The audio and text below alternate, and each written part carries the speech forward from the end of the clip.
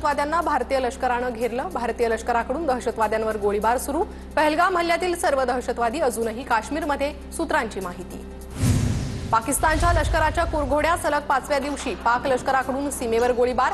कुपवाडा आणि बारामुल्ला येथील नियंत्रण रेषेवर गोळीबार। भारतीय सैन्याकडून पाकिस्तानच्या लष्कराला चोख प्रत्युत्तर। पाकिस्तानचं हवाई क्षेत्र उद्यापर्यंत बंद राहणार। पाकिस्तानी वायुसेना अभ्यास करणार असल्यानं निर्णय। इतर देशातील विमानांना पाक हवाई क्षेत्रातून जाता येणार नाही। सिंधू पाणी करार रद्द झाल्यानंतर पाकिस्तानमध्ये मोठ्या हालचाली। उपपंतप्रधान परराष्ट्र मंत्री मोहम्मद इशाकदारच्या उपस्थितीत बैठकीला पाकिस्तानातील सर्व मोठ्या अधिकाऱ्यांची उपस्थिती। युद्धासाठी आम्ही तयार आहोत, पाकिस्तानचे संरक्षण मंत्री ख्वाजा आसिफ यांचं विधान। दोन्ही देशांनी अणुबॉम्बचा वापर करू नये असंही वक्तव्य। सैन्य कोणत्याही ॲक्शनसाठी तयार, तिन्ही सैन्य दल सज्ज। पंतप्रधान मोदींसोबत झालेल्या बैठकीत संरक्षण मंत्री राजनाथ सिंह यांची माहिती।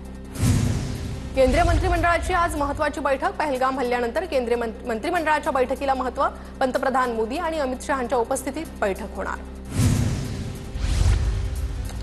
राहुल गांधींचं पंतप्रधान मोदींना पत्र। संसदेचं विशेष अधिवेशन बोलवण्याची पत्रातून मागणी। पाकिस्तानला शस्त्र पुरवल्याचे दावे तुर्की सरकारनं फेटाळले। इंधन भरण्याच्या उद्देशानंच विमान पाकिस्तानमध्ये उतरलं। पाकला मदत पुरवल्याच्या बातम्यांवर तुर्की सरकारचं स्पष्टीकरण। पहलगाममधील गोळीबाराचा नवा व्हिडिओ समोर। झिपलाईनचा अनुभव घेत असताना अचानक मागे गोळीबार। गुजरातच्या अहमदाबादचे रहिवासी ऋषी भट्ट यांनी शूट केला व्हिडिओ। दरम्यान झिपलाईन करताना शेजारील व्यक्ती अल्लाहू अकबर बोलत असल्याचा संशय असल्याचंही वक्तव्य। पहलगाम हल्ल्याचा आणखी एक व्हिडिओ समोर। पहलगाम हल्ल्यावेळी पर्यटक लपतानाचा व्हिडिओ समोर। व्हिडिओत गोळीबारांचे आवाज। पर्यटक भीतीनं खाली बसल्याचं व्हिडिओत समोर।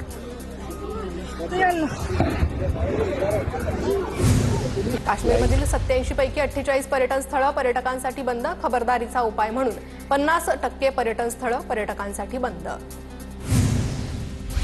केंद्र सरकारच्या 48 तासांच्या इशाऱ्यानंतर नागपुरातील काही पाकिस्तानी नागरिकांनी स्वतःच पोलिसांकडे धाव घेतली, तर काही पाकिस्तानी नागरिकांच्या घरी जाऊन पोलिसांनी पडताळणी करत अर्ज भरून घेतले। मेडिकल व्हिसा असलेल्या पाक नागरिकांना आज भारत सोडावा लागणार। पहलगाम हल्ल्यानंतर दोन्ही देशांकडून नागरिकांना मायदेशी परतण्याच्या सूचना। पहलगाम हल्ल्यानंतर अडकलेल्या पर्यटकांना परत आणण्यासाठी राज्याच्या तिजोरीतून 64 लाख रुपये खर्च। पर्यटकांना परत आणण्यासाठी गिरिकंद ट्रॅव्हल्स कंपनीकडून विमान व्यवस्था। उल्हासनगरमधून 17 पाकिस्तानी नागरिकांना पाठवलं परत। शॉर्ट टर्म व्हिसावर नातेवाईकांना भेटण्यासाठी आले होते नागरिक। पहलगाममधील हल्ल्याच्या निषेधार्थ पुण्यात मनसेची निदर्शनं। खडकवासला मतदारसंघात मनसेनं पाकिस्तानचा झेंडा जाळला।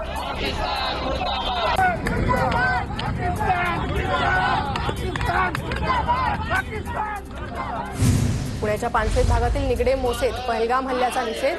शिवशंभू शिल्पसृष्टीत शिवप्रेमींकडून वाहण्यात आली श्रद्धांजली।